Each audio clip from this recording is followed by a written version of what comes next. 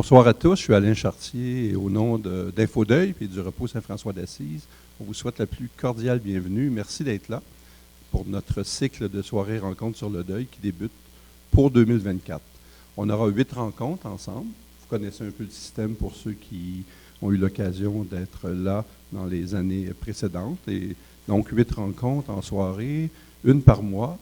Et on fait une pause pour l'été, on recommence à l'automne. Et à l'automne, en octobre, on aura aussi un colloque d'une demi-journée qui se tiendra aussi au même endroit.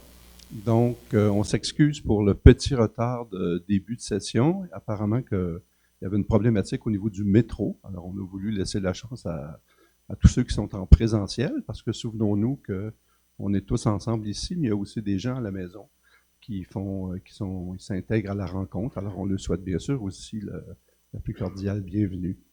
On est très content de vous voir nombreux et on espère que, en fait, ces soirées-là et celle-ci, bien sûr, on va commencer par le début, pourra vous apporter un certain réconfort, bien sûr. Et on est des fois, certains disent que c'est trop tard, que c'est ringard un peu, mais on est en février, mais c'est encore le temps de pouvoir vous souhaiter une bonne année, avec surtout plein de santé et des belles choses et du courage. Là. C'est pour ceux qui ont des épreuves récentes ou moins récentes à surmonter et du travail à faire au niveau du deuil. Donc, voilà, sans plus tarder, je cède la parole à ma collègue, Joanne de Montigny, que la majorité des gens connaissent, psychologue. Je ne dirais pas clinicienne, mais bon, psychologue encore. Et parce qu'elle est presque à la retraite, mais pas avec nous. Évidemment, on est chanceux, elle va continuer à collaborer. Ça fait plusieurs années qu'on a l'avantage et l'honneur de l'avoir en collaboration, donc on est très contents. Et elle va continuer avec nous. Donc, psychologue, auteure, conférencière, et elle accepte depuis le début. C'est avec elle qu'on a mis, elle et moi, ensemble, le projet de soirée rencontre, et ça se poursuit. Donc, c'est elle qui va nous présenter notre invité de ce soir. Je vous souhaite une bonne soirée et à bientôt. Merci. Un grand merci, Alain, comme toujours, de nous accueillir comme ça, à chaque fois. Oh, c'est émouvant de vous dire bonsoir et un bon retour à l'année 2024, parce que plusieurs ici étaient en décembre lors de notre dernière rencontre. Nous avons de nouvelles personnes que nous accueillons avec joie. Et oublions pas que nous avons aussi des personnes dans leur domicile qui sont branchées avec nous, qui nous écoutent ce soir. Et je salue ma collègue Christine Goyette qui s'occupe aussi de bien faciliter la tâche des internautes sur notre site là ce soir. Alors, je suis très heureuse de vous présenter mon invitée. C'est une invitée, mais il faut le dire aussi, c'est une amie parce qu'on a eu l'occasion de se rencontrer, Marie-Josée, dans ce qu'on appelle le groupe des leaders. La Maison des leaders du Québec. Alors, c'est un très beau groupe qui a été initié par Rémi Tremblay. Et ce sont des rencontres avec différents dirigeants de différentes entreprises au Québec. Et ce sont des moments de réflexion, d'ateliers, d'échanges pour, on va dire, être de meilleurs entrepreneurs. Oui, en fait, c'est pour nous élargir. C'est qu'on rencontre des philosophes, on rencontre des gens de différents univers pour faire en sorte d'être pas juste des leaders d'entreprise, mais des leaders de nos vies avec un champ un peu plus large. C'est ça l'intention. Oui, et puis, ça va faire bientôt 1 an, Marie-Josée et moi, on a donné un week-end pour une vingtaine de leaders. Hein, je pense qu'il était 22. Et on a donné un week-end, je vous donne juste le titre, vous allez voir, moi je trouvais ça inspirant. C'était la vie comme une valse à 3 temps. Et on a pris 3 thèmes ensemble, hein? Marie-Josée, on s'est séparé ça. Ça s'appelait « Vie pleinement »,« Aime profondément » et « Pars doucement ». Alors, on a travaillé là-dessus pendant 2 jours et demi à peu près, ou 2 jours en tout cas. Et c'est là qu'on a éprouvé beaucoup, on va le dire, de plaisir à être ensemble et à écouter ce que les autres avaient à nous dire. Alors c'est dans ce cadre-là qu'on s'est rencontrés. Maintenant, vous avez vu sur l'affiche que Marie-Josée, depuis, c'est bien 2015 que tu as commencé à Marie-Clarac. Alors, tu t'intéressais depuis ces années-là aux soins palliatifs. Tu voulais faire quelque chose auprès des grands malades. Raconte pourquoi cette idée t'est venue. Oui, en fait, c'était très égocentrique au départ, mon élan. C'était pour apprivoiser la mort. C'était vraiment ça. J'en avais peur, puis je me disais, ben quelle meilleure façon que d'apprivoiser ce moment-là de vie que de m'en rapprocher. Donc, au départ, c'était vraiment avec cette intention-là d'aller justement les côtoyer ces gens-là en fin de vie, puis finalement, ce que j'ai découvert, c'était pas mal plus grand que ce que je cherchais. J'ai découvert quelque chose de plus grand que ce que je cherchais. Fait que au départ, c'était vraiment ça. C'était pour répondre à un besoin personnel, d'apprivoiser ce moment-là de vie. Oui. Et tu y arrives au fil des ans. Oui, je continue. C'est un chemin. C'est un chemin. C'est un chemin. Oui. Et là, plus récemment, tu es à la maison Adhémar-Dion. Oui. C'est à Terrebonne. Oui, à Terrebonne. À Terrebonne. Oui, oui. Tu peux nous dire un peu la maison, elle a combien de lits? Oui, oui. En fait, à Marie-Clarac, j'en ai fait pendant 2 ans. Donc, c'est un bénévolat où est-ce que j'amenais... En fait, mon rôle était... je trouve que ça a été très doux pour moi pour apprivoiser justement la mort parce que notre rôle était d'apporter le repas, était d'amener les gens à la chapelle voir le père Jean-Marc Barrault qui était notre... amener les gens à fumer à l'extérieur. Donc, c'était un rôle de soutien, je pourrais dire. Puis après ça, j'ai eu comme le besoin, l'élan, d'aller un peu plus proche de l'intimité des gens. Donc, je suis allée faire du bénévolat à la Maison Sérénité à Laval. Pendant presque 5 ans, où est-ce que là, on était formés comme préposés, si on veut, sans être une préposée, mais pour donner les soins aux gens, les amener au bain, leur donner la douche, leur donner vraiment les soins très intimes, les toilettes de fin de vie. Et c'est là où est-ce que j'ai découvert vraiment, quand je vous disais que c'était plus grand que qu'est-ce que je cherchais, là, ben c'est ça que j'ai découvert, c'est qu'en rentrant dans cette si grande intimité avec les gens, je sentais que c'est là où est-ce que je voulais être, c'est là où est-ce que je voulais occuper le reste de mon temps. Marie de Henzel, elle parle de trouver son mandat céleste. Ben moi, j'avais trouvé mon mandat céleste en faisant ce bénévolat-là. Et maintenant, je fais ça chez Adhémar-Dion. Je continue à en faire 2 jours par semaine, les vendredis et les dimanches. Pour moi, c'est un besoin. C'est vraiment un besoin parce que ça me permet, j'apprends. C'est une occasion d'apprendre sur la vie. Puis ces gens-là, en fin de vie, ainsi que leurs proches, c'est que des enseignements. Je sens que je fais un doctorat sur l'humain. Je sens que pour moi, c'est ça m'aide à mieux vivre ma vie, en fait. C'est toujours plein d'enseignements. Donc, ça continue à être, quand les gens me disent, mon Dieu, c'est donc généreux, c'est donc... oui, peut-être que c'est généreux, mais je sais que ça paraît cliché, mais je reçois vraiment beaucoup, beaucoup à être en contact avec ces gens-là. Mm-hmm.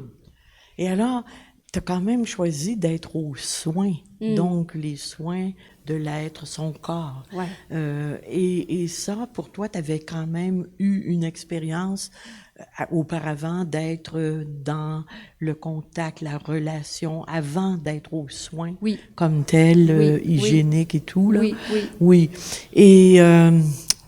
raconte-moi, parce que c'est vrai que c'est intime, les gens ont de la difficulté au tout début de se montrer avec la souffrance d'un corps. Oui, bien le corps qui change, hein? Le corps souvent les gens qui viennent en soins palliatifs ont traversé la maladie, donc souvent ils ont eu des chirurgies, il y a toutes sortes de choses qui viennent transformer notre corps, donc souvent eux-mêmes, c'est difficile pour eux d'accepter ces changements-là, dans le fond, d'accueillir ces changements-là, et là, de montrer ces changements-là à des étrangers, c'est vraiment une grande intimité, puis c'est un grand privilège aussi, fait que ça demande beaucoup de... Moi, je vais aller toujours auprès des gens avant, je pose vraiment la question. C'est quoi votre niveau de confort, votre niveau d'aisance avec l'intimité? Il y en a qui vont me dire, moi, j'en ai pas de problème. Puis il y en a qui sont vraiment très à l'aise avec ça. Puis il y en a d'autres qui me disent, moi, je suis pas très à l'aise. Donc là, je prends toutes les précautions possibles pour garder toujours couvert les parties des parties intimes des gens. Puis pour moi, c'est un moment sacré, en fait. Puis si je veux qu'ils profitent pleinement de ce soin-là, qui est le bain, ou qui est la toilette ou le lit, ou peu importe, il faut qu'ils se sentent en sécurité. Il faut qu'ils sentent que... Parce que sinon, ils vont être tout le long dans une espèce de malaise. Fait que pour moi, c'est extrêmement important de créer justement ce moment-là de confiance, puis d'y aller en fonction de... Fait que c'est ça. C'est comme ça que je m'adapte. En fait, je danse avec chaque personne selon leur confort. Ouais. Est-ce que tu aurais un peu une situation à nous raconter qui t'a peut-être inspiré ou touché plus particulièrement? Avais-tu le goût de partager quelques rencontres? Je vais avoir le goût de vous partager plein de choses, mais avant, on est allé trop vite sur quelque chose. Je vais vous dire que pour moi, aujourd'hui, c'est un honneur d'être avec cette femme, puis j'en parle avec émotion. Parce que Joanne, dans mon cheminement, elle a fait partie des personnes qui m'ont beaucoup inspirée dans sa capacité, en fait, sa grande écoute, sa grande présence, sa grande délicatesse, sa grande tendresse. Et elle est une de nos en fait, elle est la pionnière des soins palliatifs, de l'accompagnement en soins palliatifs ici au Québec. Fait que pour moi, c'est être assis à ses côtés. C'est pour moi, en fait, quand elle m'a demandé, juste pour être à côté d'elle, j'ai dit oui. J'aurais fait n'importe quoi, j'aurais voulu être à côté d'elle parce que j'aime être à côté de cette femme-là. Puis tantôt, quand elle vous a lu la description de l'atelier qu'on a fait ensemble, j'ai zéro mérite, c'est toute sa poésie. Je trouve que quand Joanne parle, c'est de la poésie. Fait que pour moi, c'est important pour moi de dire ça. Puis en plus, Alain, que vous avez fait la connaissance tantôt, c'est un homme que j'ai rencontré il y a plusieurs années sur un conseil d'administration, dans le temps que j'avais une autre vie que celle-là. Puis c'est un homme que j'avais toujours été touchée par sa bonté. Puis je disais à Joanne combien j'étais, à chaque fois que j'ai assisté à des événements organisés par le repos Saint-François d'Assise, j'ai dit c'est toujours tellement généreux. Je trouve qu'il y a de la générosité puis il y a de l'amour dans... Fait que c'est pour ça que je suis ici. Je suis ici par amour, en fait, entre autres pour Joanne, par amour pour Alain, puis pour vous tous qui vous êtes déplacés aussi aujourd'hui, je vais vous remercier. J'ai pas pris le temps de faire ça tantôt, et ceux qui sont à la maison. Donc... Oui, c'est une belle entrée en matière. C'est beau, quand même. C'est plein d'amour, tout ça. Oui, c'est plein d'amour. Oui. Donc, qu'est-ce que tu aimerais que je te raconte? Quelques clips qu'on a des fois dans notre souvenir, des personnes qui nous ont livré un mot, une pensée, ou que tu trouves par rapport à la souffrance dans le corps ou ce que tu vois.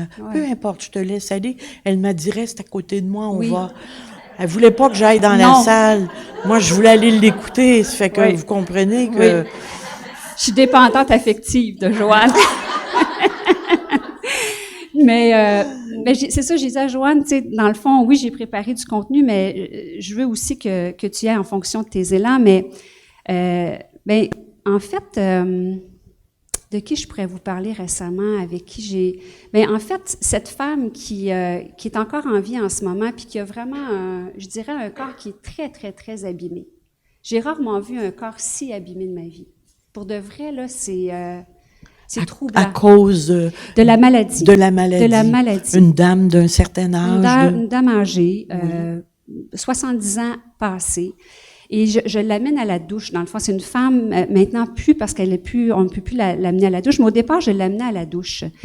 Et pour elle, là, montrer son corps, là, parce qu'il y a des plaies partout, c'est épouvantable. Je vous le dis, là, que...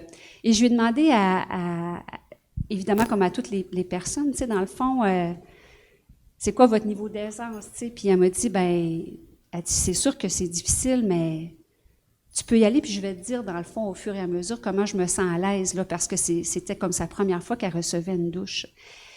Puis, je lui ai demandé, dans le fond, j'ai dit, je vous trouve tellement courageuse dans votre façon de... Parce qu'elle est toujours souriante, elle est toujours de bonne humeur, elle est toujours...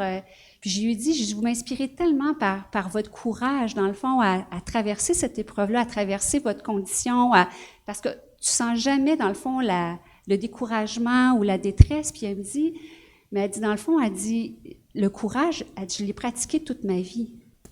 Elle dit, dans le fond, elle dit, je me sers de toutes les épreuves au fil de ma vie pour lesquelles j'ai eu à utiliser mon courage, puis je me rappelle, c'est à ça, fait que dans le fond, c'est de la pratique, puis aujourd'hui, je me sers de tous ces petits actes-là de courage qui m'ont porté sur l'ensemble de ma vie, que ce soit grand ou petit, puis c'est ça qui m'aide aujourd'hui à continuer à accueillir cette maladie-là qui est extrêmement difficile, et ben c'est ça, pour moi, c'est ce que ça permet, ces petits moments d'intimité-là, dans le fond, de vulnérabilité avec les gens. Ce que je réalise, c'est que ça ouvre des dialogues sur des sujets qu'on n'aborderait pas autrement. Fait que c'est pour ça que pour moi, c'est important d'avoir ces moments d'intimité-là, de continuer à faire des bains, à faire des douches, parce qu'il y a quelque chose, on va parfois, en tout cas dans un niveau d'intimité puis de partage que je pense que j'aurais pas autrement. Fait que c'est un grand privilège. Quand les gens me permettent de les accompagner au bain, puis en fin de semaine, j'avais un homme, puis je demande toujours aux conjointes ou aux enfants, est-ce que vous avez le goût de venir avec nous? Tu sais, parce que ça aussi, c'est quand même un moment privilégié, puis il y a des familles qui sont pas tant à l'aise, mais je me dis, ça peut aussi être un moment vraiment privilégié et sacré avec son conjoint, avec son parent, et j'ai souvent accès à des scènes d'une grande tendresse parce que justement, les gens osent. Puis au début, dans le fond, il y a évidemment un malaise, tu sais, quand tu n'as jamais lavé ton parent ou quand tu... Puis c'est ce que je vois, ce à quoi j'assiste, c'est qu'il y a comme une gêne qui finit par disparaître, puis il y a des grands gestes de tendresse auxquels je suis témoin. Puis ça, je trouve ça très touchant. Puis dans ce temps-là, je me mets toujours en retrait. Donc, dimanche, j'avais cet homme qui avait son bain avec sa conjointe, qui lui donnait, puis moi, j'étais là discrètement, puis en sortant du bain, il me dit, c'était un bon bain, il dit, c'était mon dernier bain. Fait que je dis, c'était votre dernier bain? Qu'est-ce que vous voulez dire, c'était votre dernier bain? Ben, il dit, je vais recevoir l'aide médicale. Fait que j'ai une pensée pour lui aujourd'hui. Ben, il a reçu l'aide médicale aujourd'hui à 15h30. Et ben, c'est sûr que pour lui, ben, c'était son dernier bain dimanche. Fait que c'est sûr qu'il ne l'a pas vécu de la même façon. Lui, il avait la chance, façon de parler, mais il savait dans le fond que c'était son dernier bain. Puis quand je vous disais que je reçois beaucoup d'enseignements de ces gens-là, ben ça, c'est un doux rappel d'avoir justement cette présence-là, que quand on vit des beaux moments, quand on vit des choses simples de la vie, dans le fond, on ne le sait pas si ça va être la dernière fois ou pas. Quand on prend un repas avec quelqu'un qu'on aime, quand on marche avec quelqu'un avec qui on est bien, quand on respire le soleil, quand on marche, juste d'avoir la possibilité de marcher, avoir la possibilité d'être autonome, Alors, moi, ces gens-là, c'est ça qui me rappelle. Donc, cet homme-là, en me disant, ben c'était mon dernier bain, ben là, dans le fond, je me dis, ben il me rappelle que cette présence-là, je m'entraîne en tout cas à la voir dans mon quotidien. Comme là, je suis avec vous ce soir, je suis juste avec vous, avec Joanne, c'est ça, c'est la présence, dans le fond. Mm-hmm. Alors, c'est quand même incroyable, là, juste ces deux scènes que tu nous racontes, comment c'est touchant, parce que on sent que l'un et l'autre, dans leur situation complètement différente, parce que je crois que la dame va vivre sa vie jusqu'au bout, là, et elle semble trouver du sens, et puis elle semble, comme tu expliques, être souriante. Puis monsieur aussi était souriant à la pensée que bientôt, pour lui, ça allait terminer. Deux visions différentes et deux personnes qui sont bien avec cette décision-là. En fait, ce que j'observe, puis tu as accompagné tellement plus de monde que moi, je me sens vraiment un petit bébé poussin à côté d'elle, mais ce que j'observe, en fait, c'est que les gens qui ont cette espèce de sérénité-là dans leur dernier moment de vie, c'est souvent, entre autres, deux choses. C'est souvent le contentement. Ils sont contents de leur vie. Et moi, là, je suis content de ma vie. J'ai eu une belle vie. Tu sais, là, tu sens là, qu'ils sont fiers, sont heureux. Fait que ça, pour moi, c'est encore une fois un enseignement. Je m'organise pour être contente de ma vie. À tous les jours, j'y travaille. En tout cas, j'essaie de l'être. Et l'autre aussi, c'est le consentement.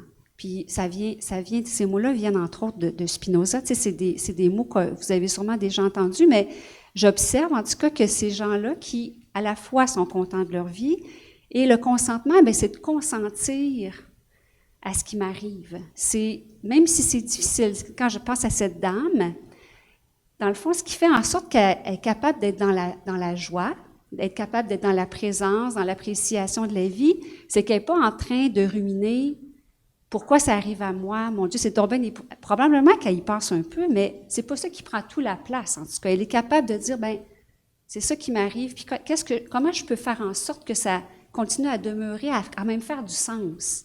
Comment faire en sorte que, même si je ne peux plus me lever, parce que dans le fond, les gens en soins palliatifs, il y a toujours comme, dans le fond, on perd de plus en plus, sûrement que plusieurs d'entre vous avez déjà accompagné des gens, donc il y a comme, lentement, on perd, hein?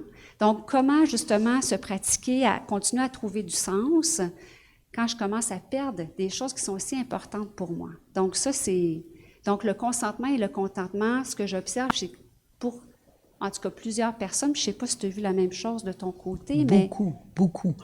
Et il y a une sécurité affective hein, dans un milieu comme celui où tu travailles, où j'ai travaillé, le fait d'être une équipe, le fait d'inviter la famille à participer aux soins.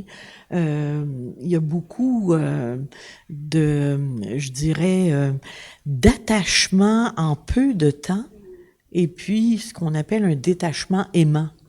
Parce que il y a le contexte, il y a une prise en charge qui rassure beaucoup. Ils sont pas seuls, même si on est seul au fond de soi dans ce qui nous arrive. Cet accompagnement, ce que tu nommais tantôt Marie de Henzel, merci. Tu nommais Marie de Henzel, elle appelait ça le contrat, merci, de non-abandon. Hein? Un contrat de non-abandon.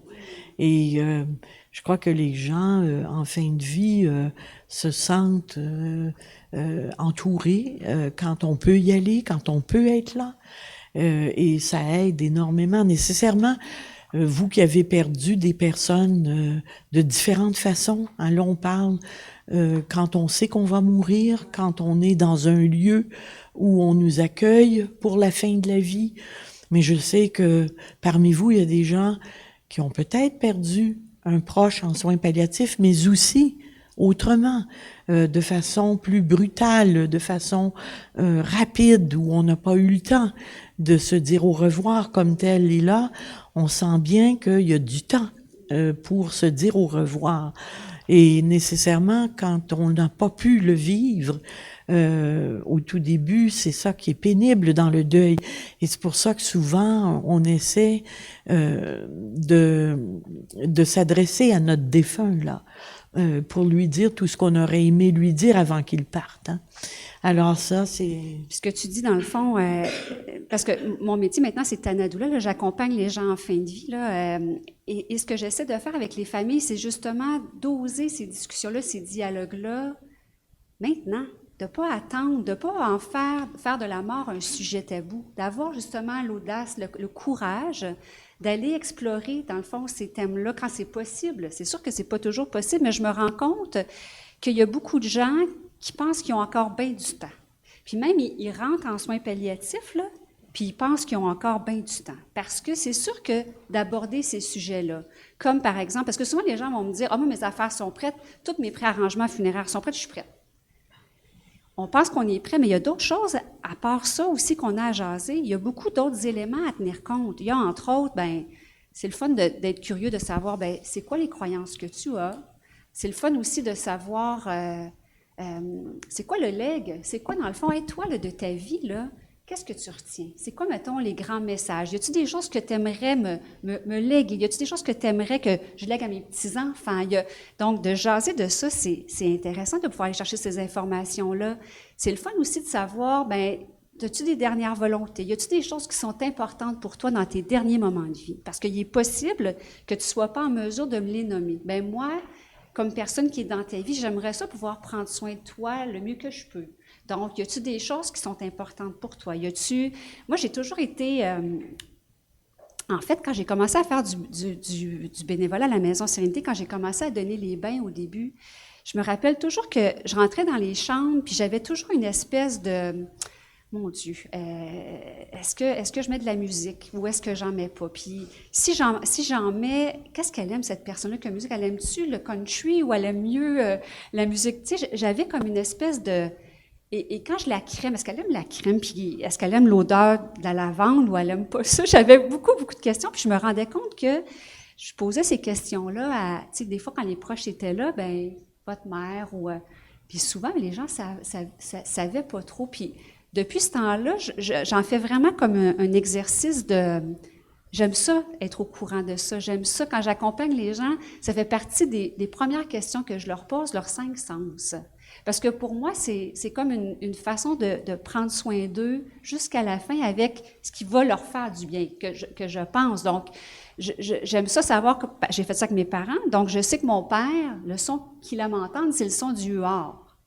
Bien, c'est sûr qu'un jour, si je me retrouve à côté de papa, avec la technologie aujourd'hui, c'est merveilleux, je vais pouvoir y faire entendre le son du huard. Je sais que ma mère, c'est le son de la mer.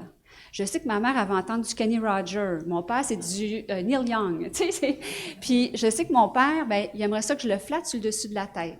Alors que ma mère, elle aimerait mieux que j'y tienne la main. C'est des petits détails, mais pour moi, c'est ça, oser, dans le fond, des dialogues, des discussions avec nos proches. C'est sûr que ça peut des fois être... Puis c'est pas tout le monde qui a le goût de faire ça, puis c'est pas nécessaire de faire ça nécessairement, mais moi, je me rends compte que dans mes accompagnements, puis dans les familles que j'accompagne, je me rends compte que souvent, ça apporte du réconfort. En fin de semaine, il y avait une famille que j'accompagnais, puis on a préparé justement l'espace. Puis, parce que, encore une fois, cette personne-là était pour recevoir l'aide médicale à mourir, donc la famille est allée à la découverte, dans le fond, de qu'est-ce qui apporterait du réconfort et de la sécurité à cette personne-là, parce que ça ne se déroulait pas dans sa maison. Ça se déroulait dans un autre lieu. Donc, il y avait des fleurs qui avaient été choisies. Il y avait un édredon particulier qui avait été choisi. Il y avait un cadre précis qui avait été choisi. Puis il y avait une odeur aussi qui avait été choisie, avec une bougie particulière. Donc, c'est sûr que ça contribue à apporter du réconfort à la personne qui va partir, mais aussi aux gens qui sont là, qui sont présents, puis même après, je trouve que ça apporte du réconfort aux gens qui restent, parce que ça nous permet de garder une forme de lien avec nos gens qui nous ont quittés. C'est sûr que là, maintenant, moi, je sais que papa, c'est l'odeur des pivoines. Bien, c'est sûr que les pivoines au printemps, maintenant, ils ne sentent pas pareil, là. Tu sais, ça me fait pas... Mon papa est toujours vivant, là. Mais il y a comme un lien qui est associé à papa. Puis maman, c'est le patchouli. Bien, c'est sûr qu'aujourd'hui, j'ai croisé quelqu'un, elle avait du patchouli. Ah, tout de suite, ça m'a ramené à... Fait que pour moi, il y a comme aussi une façon, quand on va à la rencontre de moi j'appelle ça nos précieux, nos gens précieux, ça nous permet de faire des super belles découvertes, je trouve. Ils étaient ouverts, tes parents, à ça quand tu les as rencontrés pour non, dire les deux. « Parlez-moi de ce que vous aimez ou pas. » Non, puis moi, mes 2 parents, ils veulent pas mourir, puis mon père, il a 83, puis il continue à penser qu'il mourra pas. Il veut pas. Puis ma mère, elle aime pas le vieillir, elle aime pas, mais il faut y aller doucement, puis il faut créer justement, on n'arrive pas là avec notre gros questionnaire, puis il faut créer un moment, puis par curiosité, comme ça, puis avec le temps, ils se sont prêtés à l'exercice. Puis on fait ça lentement, doucement, mais je suis pas arrivée au début en demandant à maman, c'est quoi tes dernières volontés, puis c'est quoi, je peux aller là au début, là. On est allé lentement, doucement, puis aujourd'hui, ben j'ai ces informations-là précieuses, puis il me reste encore des questions à leur poser. J'ai même pas fini. Oui. Ouais. Tu as comme le goût de préparer quelque chose déjà en amont, quelque chose de beau pour eux, pour leur rendre hommage. Oui. Tu y penses avant de les perdre. Bien, c'est parce que je me rends compte que les familles où il n'y a pas eu ces dialogues-là, ces discussions-là, tu sais, je me rappellerai toujours une famille où est-ce que la dame venait de décéder et l'homme apprenait là, live, que sa femme, elle voulait absolument rien. Elle voulait pas que personne voie sa dépouille, elle voulait pas qu'il y ait de célébration, elle voulait pas que sa famille vienne, elle voulait rien. Et là, lui, il venait d'apprendre ça là, avec ses dernières volontés. Ils n'ont pas eu la chance d'en jaser ensemble. Et là, moi, je voyais tout le désarroi de cet homme-là, dans le fond, qui voulait à la fois honorer les dernières volontés de sa conjointe, mais il avait lui aussi des besoins. Fait que dans le fond, souvent, je me rends compte que ces familles-là, quand ils disent ça, moi, je veux rien organiser, c'est souvent avec la croyance ou une intention de pas faire de trouble. Je veux pas faire de trouble, fait que je veux rien. Mais dans le fond, souvent, mais pas souvent, mais ces moments-là de célébration, on va en parler, mais c'est une façon de prendre soin de ceux qui restent. Alors, si on n'ose pas en parler, bien, des fois, les gens, avec leurs bonnes intentions, ils se disent, bien, moi, je veux rien parce que je veux pas compliquer la vie de mes proches. Mais en quelque part, dans le fond, mais s'ils savent, puis je le vois, je le constate, à chaque fois que les enfants abordent le sujet en disant, moi, j'ai besoin, dans le fond, d'avoir cette discussion-là avec toi parce que j'ai besoin de prendre soin de moi. Puis tout le monde veut prendre soin de tout le monde. Dans le fond, tout le monde est soucieux de... Alors, c'est de trouver la justesse là-dedans. Peut-être que tu veux rien du tout, mais on peut-tu jaser de qu'est-ce qui pourrait faire du sens pour tenir compte de mes besoins à moi? Fait que c'est dans ce sens-là, je me rends compte que souvent, parfois, puis l'intention ici, l'objectif, c'est pas du tout, s'il y en a qui ont vécu ça autrement, c'est pas dans l'intention, l'objectif de créer de la culpabilité ou des regrets ou de... C'est juste, dans le fond, d'avoir ça maintenant dans sa poche, si ça vous parle, puis de peut-être, dans le futur, désirer faire les choses autrement. Donc, c'est pas dans un but de moraliser ou de... Pas du tout. C'est juste basé sur ce que je vois. Donc, je vois que quand il n'y a pas eu de dialogue, d'échange, de partage, bien, je vois que ça crée chez ceux qui restent la tristesse, la souffrance, parce que, dans le fond, ils sont tiraillés entre, c'est ça, honorer les dernières volontés, mais aussi de tenir compte de leurs besoins. Fait que je pense qu'il y a moyen d'avoir ces discussions-là. Je trouve que comme société, c'est très tabou de parler de la mort, puis je trouve qu'on doit se réapproprier ce moment-là qui fait partie de nos vies. Je pense que la journée où est-ce qu'on va arrêter de penser que ça n'existe pas, puis que c'est pas pour nous, puis qu'on va se réapproprier ça comme on retrouve ça dans plusieurs cultures, peut-être que ça va être plus facile d'en parler, mais je suis toujours fascinée de voir combien j'accompagne des gens qui sont en soins palliatifs et qui se retrouvent ou pas en maison de soins palliatifs, puis n'ont jamais entendu parler de la mort. Il n'y a jamais personne qui a voulu leur parler que ça faisait aussi partie des options. Bien sûr, on veut toujours garder l'espoir. Bien sûr, il y a toujours un remède. On veut toujours garder l'espoir. Mais dans le fond, d'envisager la mort, c'est pas d'arrêter d'avoir de l'espoir. Ça peut cohabiter les deux ensemble. J'accompagne actuellement 2 sœurs, des jumelles. Puis, en fait, c'est des triplettes. Et une des sœurs, dans le fond, celle qui est malade, il y a encore de l'espoir, il y a encore des possibilités, mais ils savent très bien que les possibilités sont minces. Et là, sa sœur, elle veut, dans le fond, elle, bien se préparer. Donc, elle ne veut pas non plus enlever l'espoir de sa sœur, mais elle veut aussi, en même temps, commencer à avoir des dialogues parce que ça fait partie des scénarios qui sont possibles. Donc, c'est de prendre conscience que ça peut cohabiter ensemble, à la fois à continuer à avoir l'espoir, mais continuer à se préparer. Tu sais, quand on a un enfant, là, on prend beaucoup de temps à se préparer. Tu sais, la naissance, là, on prend beaucoup de temps à se préparer.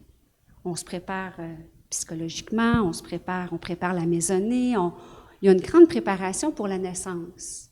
Alors que pour la fin de vie, c'est comme si on ne prépare pas ça. Tu sais, on pense que ça se limite juste à des papiers, mais c'est pas ça, préparer la fin de vie. Préparer la fin de vie, dans le fond, ça se prépare.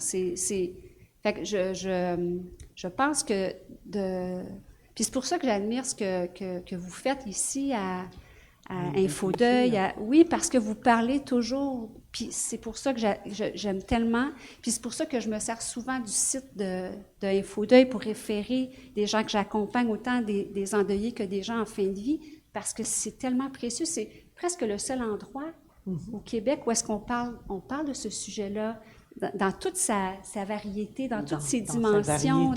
Oui. Alors, voilà. Et à la maison, à Desmardions, il y a aussi un suivi de deuil? Oui. Il y a un suivi de deuil, en fait, pour ceux qui le veulent. Mais il y en a pour qui c'est difficile d'avoir un suivi de deuil à l'endroit où la personne est décédée. Pour eux, dans le fond, ce lieu-là, même s'ils ont vécu des moments pleins de tendresse, c'est difficile pour eux. J'accompagne une femme en ce moment, parce que je fais de l'accompagnement bénévole aussi pour Albatros, l'accompagnement aux endeuillés avec Albatros. Et je l'ai attrapé par hasard avec Albatros, puis je l'avais accompagné avec son conjoint à la Maison des Mendiants, puis ça lui avait été offert de recevoir de l'accompagnement par la maison. Mais elle, pour elle, ce lieu-là, ça venait trop. Tantôt, tu m'as parlé de la blessure. Tu m'as dit le deuil, c'est une blessure aiguë oui. Au tout début? Oui, la blessure aiguë. Dans le fond, c'était trop aigu pour elle à ce moment-ci, ça fait même pas 1 an, de retourner dans ce lieu-là. Donc, on en fait, mais il y a des gens pour qui ils sont plus à l'aise d'aller ailleurs. Ouais. Ouais. Et toi, tu t'impliques des fois dans les ateliers? Oui, je fais des ateliers, des conférences. J'en fais. Qu'est-ce qui te frappe qu'on pourrait partager avec nos personnes ici ce soir? Qu'est-ce qui te frappe chez l'endeuillé? Y a-t-il des choses spécifiques ou générales? En fait, je me rends compte que ce que j'ai le goût de vous partager, parce que tu as tellement... Puis du deuil, mais souvent, là, quand on est à côté d'un endeuillé, on ne sait pas trop quoi dire. Puis il n'y a rien à dire. Fait que moi, ce que j'ai juste le goût de vous inviter à faire, c'est juste d'écouter.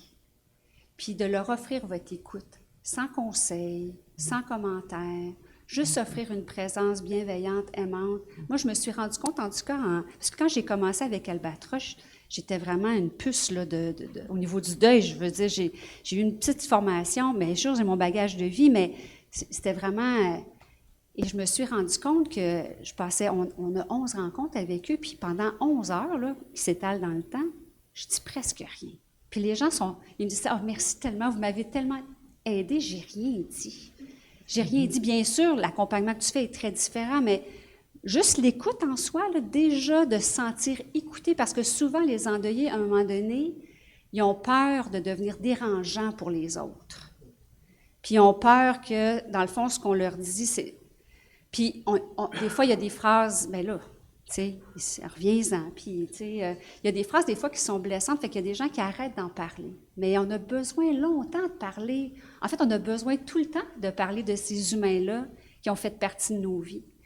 Fait que pour moi, fait que je pense que tout le monde peut prendre soin, en fait, tout le monde peut prendre soin des endeuillés en offrant justement une écoute, une présence. Et je trouve un geste qui est simple, mais qui est tellement important, c'est de noter dans vos calendriers la journée de décès de vos amis proches là, qui ont perdu quelqu'un. Parce qu'au début, là, les endeuillés sont entourés de plein de monde. Tout le monde est là, mais avec le temps, là, tout ce tissu-là, il y en a de moins en moins. Bien, moi, là, ça, c'est Jean-Marie Lapointe qui m'a appris ça. Ma cousine Claire, c'est un moment marquant. J'ai accompagné ma cousine Claire en fin de vie en 2019. Puis je connaissais Jean-Marie parce qu'il était à la Maison des leaders, puis ma cousine, elle aimait beaucoup Jean-Marie. Fait que dans ses derniers moments de vie, je l'avais appelé, puis j'avais dit à Jean-Marie, tu peux-tu envoyer un texto à ma cousine? Puis il me disait, non, je vais faire un FaceTime. Fait que, mets le FaceTime, et c'était le 19 décembre 2019. 1 an plus tard, je reçois un texto de Jean-Marie. C'est pas un ami proche là, que je côtoie, c'est une connaissance, on va se le dire, mais j'ai reçu un texto de Jean-Marie pour me dire, je pense à toi. Puis il le fait à chaque 19 décembre. Alors, je me suis dit, si cet homme-là, occupé comme il est capable de faire ça, puis je suis sûre qu'il fait ça avec tous les humains qu'il connaît, tu sais comment il est généreux, bien moi, j'ai commencé à faire ça. Puis je pense qu'on peut tous faire ça, tous être curieux, dans le fond, des dates d'anniversaire, des gens qu'on a perdus, puis prendre soin de notre monde. C'est pas dur de dire, de l'appeler, hey, je pense à toi. Peut-être que c'est une journée. Puis des fois, les gens vont dire, ben non, ça va bien. Puis, mais au moins de sentir qu'on pense à eux, puis qu'on pense à cette personne-là qui était dans leur vie, c'est un geste simple. Mais donc, dans le fond, pour moi, le pouvoir de l'écoute puis de la présence, en tout cas, je réalise combien c'est un grand pouvoir. Puis ça, on peut tous l'offrir. Ça m'amène à parler de célébrante. Tu es célébrante à tes heures. Oui. Tu as commencé de quelle façon? Qu'est-ce qui t'a amené à faire ça? Bien, étant donné que j'accompagne les gens en fin de vie, dans le fond, pour moi, il y a comme des étapes. Il y a comme accompagner la fin de vie. Après ça, je peux accompagner les familles, dans le fond, au niveau de leur deuil.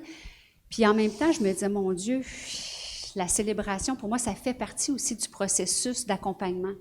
Alors, je travaille avec les familles que j'ai accompagnées à préparer une célébration. Pour moi, c'est pas juste un acte social, c'est pas une convention sociale. Je trouve que c'est devenu, malheureusement, quelque chose qui est comme banalisé.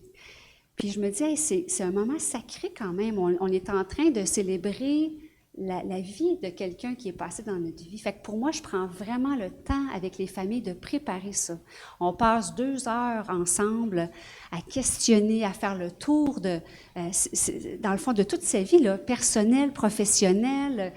Puis fait que pour moi, mais encore là, ce que je réalise, c'est que comme société, on veut aller vite dans tout.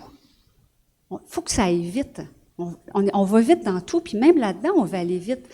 Fait que c'est sûr que moi, j'amène les gens beaucoup à ralentir, parce que ça prend du ralentissement pour faire une célébration qui a du sens, pour créer un moment qui a du sens. On ne peut pas faire ça dans la vitesse.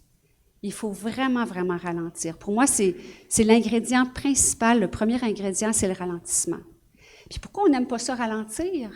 Parce que quand on ralentit, on ressent. Puis ressentir, des fois, on n'a pas le goût. On aime bien mieux aller vite. Moi, je me rappelle, là, je ne suis pas si vieille, là, j'ai 57 ans, mais je me rappelle que mon grand-père, quand j'étais petite, pendant 3 jours, la vie, elle arrêtait. Puis c'était pas nécessairement le samedi, dimanche, là. On arrêtait en plein milieu de semaine, les gens arrêtaient de travailler, la vie s'arrêtait. On prenait le temps d'aller voir cette personne-là qui avait été dans notre vie, puis on prenait le temps de consoler les gens qui avaient vécu la perte. Aujourd'hui, on ne fait plus ça, là. J'ai jamais vu, en tout cas, j'ai jamais fait de célébration à date dans ma courte expérience un jour de semaine. C'est toujours les samedis, dimanches, parce qu'il faut qu'on fasse ça, il faut qu'on arrête de travailler. Impossible d'arrêter de travailler. Fait que ça me fascine notre rapport au temps. Fait que même dans la mort, on veut aussi aller vite.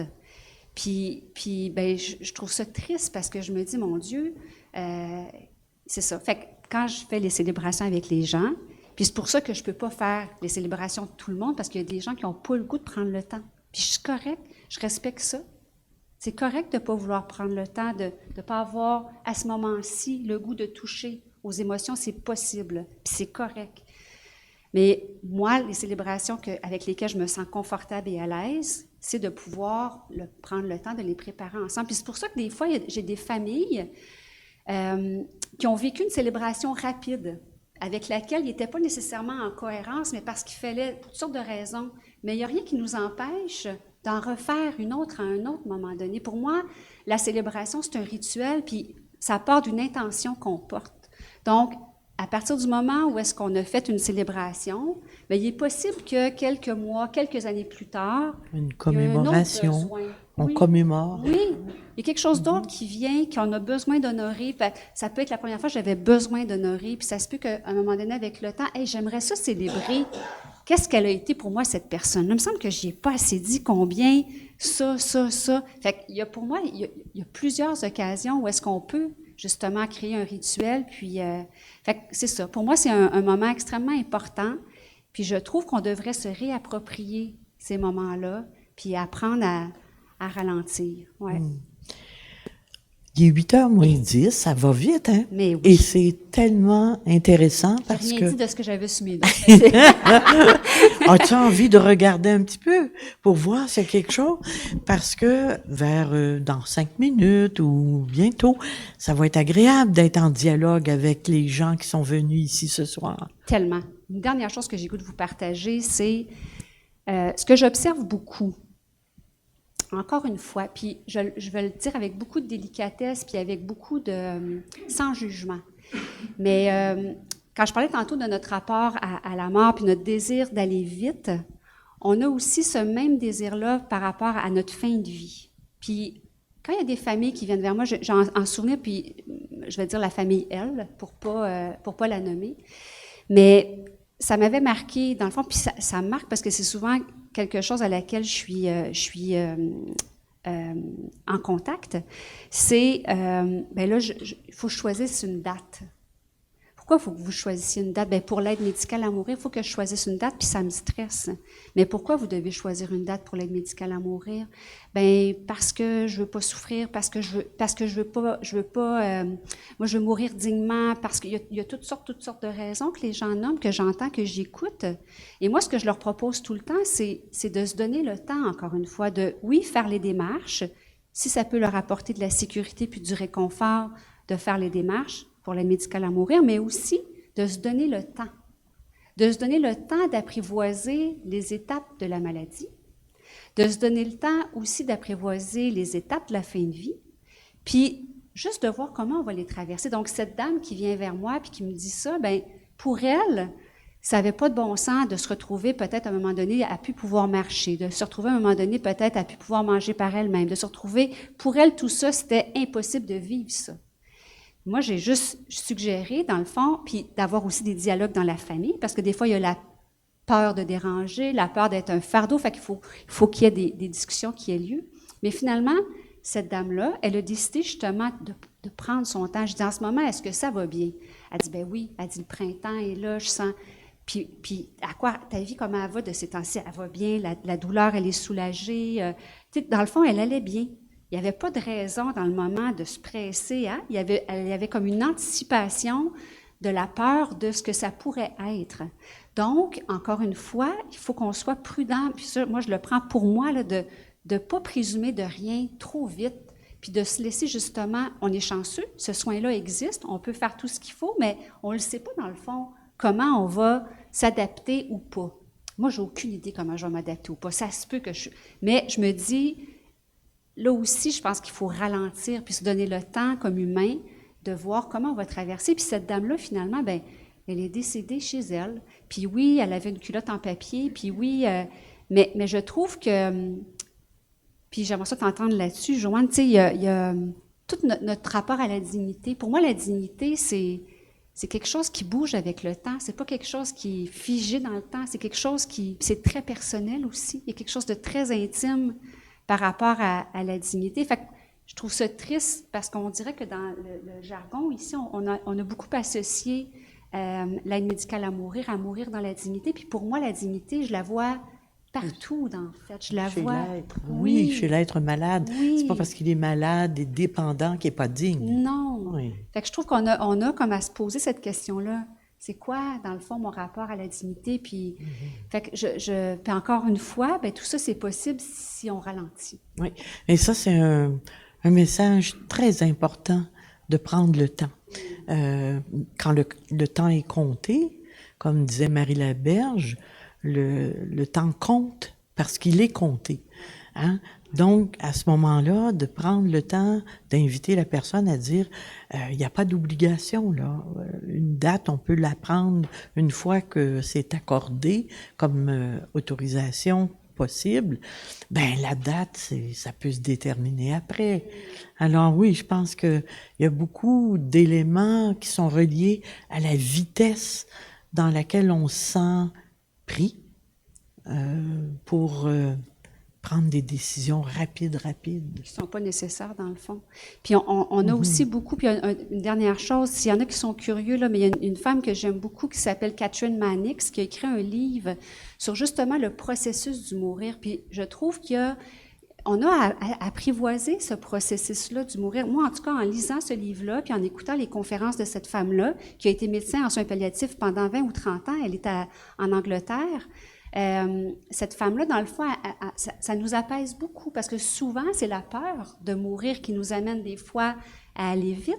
Mais moi, en tout cas, en lisant ce livre-là, puis en assistant à des conférences de cette femme-là, c'est venu beaucoup m'apaiser. Puis en voyant des gens mourir aussi, ça m'a apporté une espèce de confiance. En tout cas, c'est très riche. Tout ce que tu nous apportes ce soir, c'est une expérience de vie très riche et on sent que tu es, comment je dirais, tellement réceptive aux enseignements, puis à la différence, puis à tout ce que les personnes peuvent te proposer comme accompagnement. C'est comme si tu les laisses te proposer cet accompagnement plutôt que de leur proposer. Et c'est ça qui est beau. C'est eux qui m'accompagnent, t'as tellement raison. C'est les gens qui m'accompagnent plus que moi, je les accompagne. Ben, en fait, c'est un bel accompagnement mutuel dans le sens d'accompagner la pensée de l'autre, le questionnement de l'autre et puis porter les questions avec l'autre. Hein? Oui. Moi, je pense que le temps, il serait bien présentement pour être en dialogue.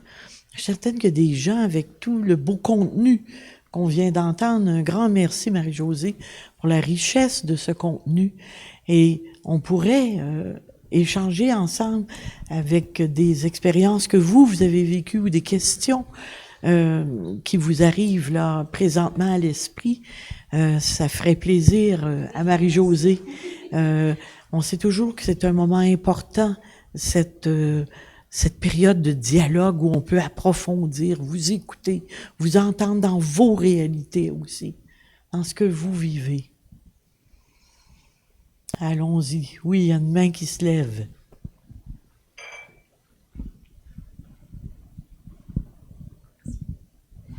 Merci beaucoup. C'était vraiment super intéressant. J'ai 2 volets, un commentaire, une question.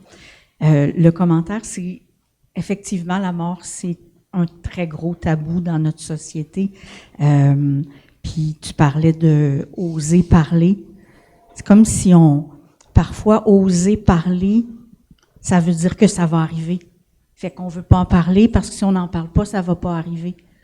C'est oser en parler, ça veut dire accepter aussi, puis c'est tough faire ça. Fait que oui, c'est un tabou, mais c'est aussi T'as raison, la mort, on ne l'apprend pas autant. Un bébé, on fait la chambre, on achète le berceau, on fait un shower, j'ai pas d'enfant, là, mais pour la mort, on met ça de côté, puis ça arrive juste aux autres, pas à nous. Puis ça me fait beaucoup penser à les gens qui vivent près de gens qui vont pas bien, puis qui ont peur qu'ils se suicident ou qui...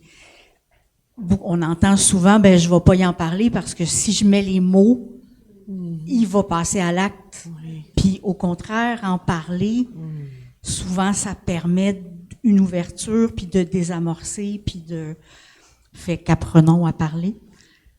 Puis l'autre, ma question, c'est, tu parlais de deux conditions un peu des gens qui étaient en fin de vie puis qui avaient l'air bien, qui avaient l'air sereins.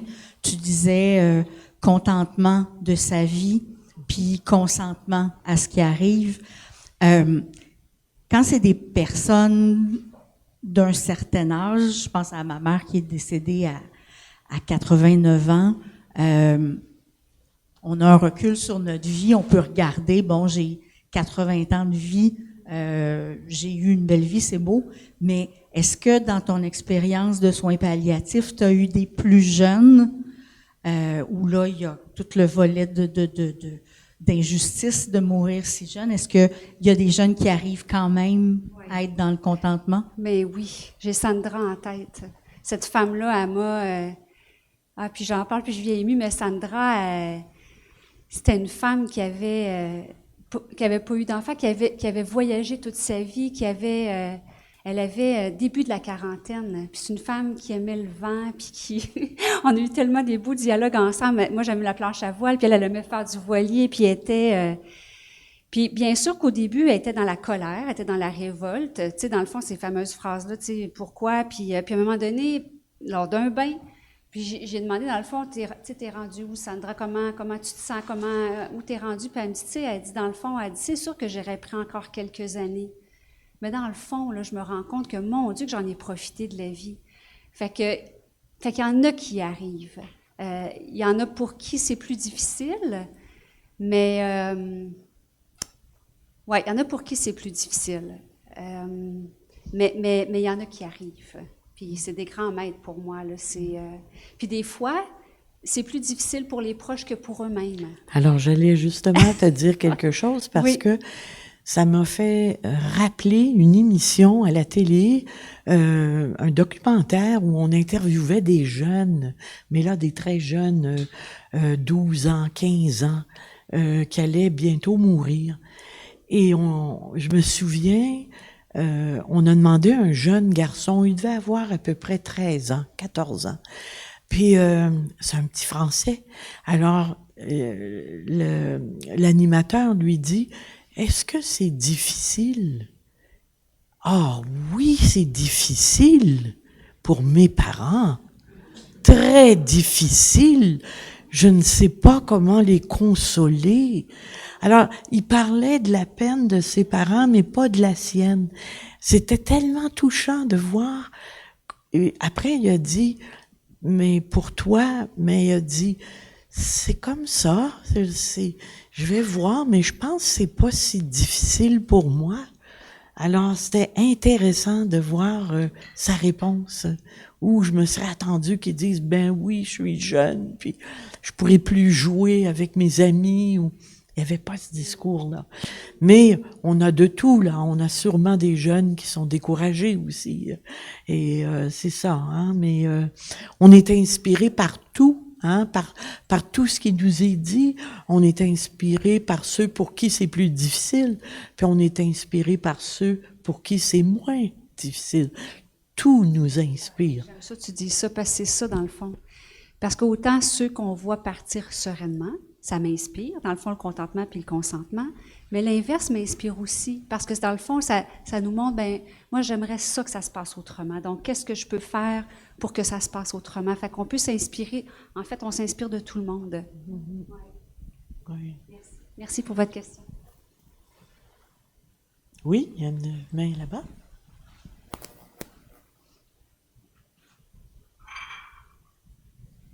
Merci. J'ai été impressionnée par ce que vous avez dit de vos deux parents et de ce que vous faites pour préparer. On partage la même mère, qui avait le même âge, qui voulait rien savoir. Faites rien. C'était ça le discours. Et surtout, ne me parlez pas de ça. Mais pourtant, on a essayé là, de plusieurs manières. Vos deux parents, là, c'est très personnel comme question. Vous n'êtes pas obligé d'aller là, mais ils vous connaissent, ils vous voient venir. Vous avez dit que vous n'êtes pas arrivé avec un questionnaire d'un seul coup, là.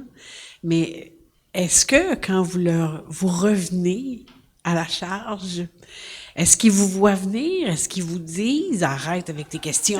Là, ils sont rendus habitués, puis ils sont plus à l'aise. C'est ça qui arrive, c'est que plus on en parle, plus il y a quelque chose qui s'installe de plus confortable. Fait que je me rends compte que même ma mère, il n'y a pas longtemps, me dit hey, « On va-tu continuer bientôt nos rencontres? » Fait qu'il y a quelque chose qui... Mais je dois aussi dire qu'il y a des gens qui veulent pas en parler.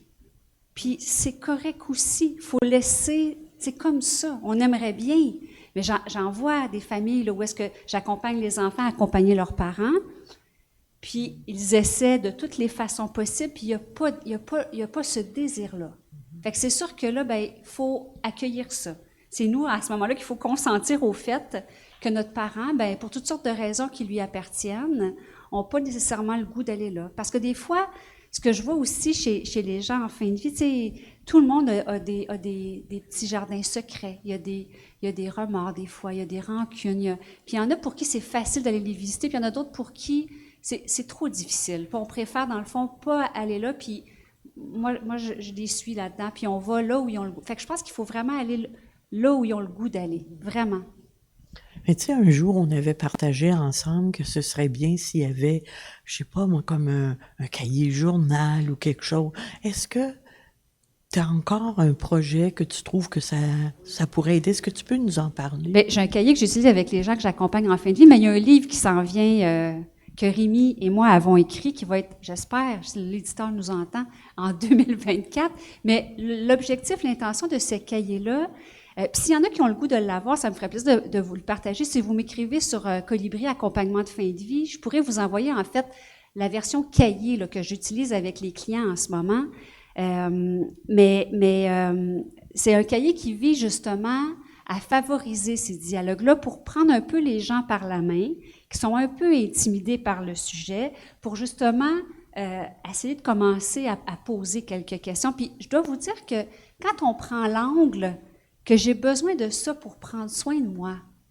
Tu sais, dans le fond, quand on tourne ça vers soi, il n'y a pas de parents qui n'ont pas le goût de prendre soin de leurs enfants. Tu sais, fait qu'il y a comme des fois, ça peut aider en disant « Hey, moi, j'en ai besoin, là. » Fais ça pour moi. Oui, pour moi. Moi, ça va m'aider. Quand tu seras plus là un jour, là, il y a des affaires qui sont précieuses et importantes. Peut-être que ça peut aider certains avec qui c'est plus difficile. Oui. Merci. Je ne sais pas si ça répond. Oui. Mais il faut oser. Des fois, je me rends compte que vous, dans votre cas, vous aviez osé, mais je me rends compte aussi qu'il y a des enfants où ils n'osent même pas à cause de ce que vous avez dit tantôt. J'ai peur que si je parle de ça, ça va attirer la mort. Fait que, il faut aussi, des fois, c'est nous qui avons justement cette résistance-là, comme on a peur, mais en tout cas, pour avoir accompagné plusieurs familles qui ont finalement osé, on fait vraiment des belles découvertes. Il y a une main là-bas.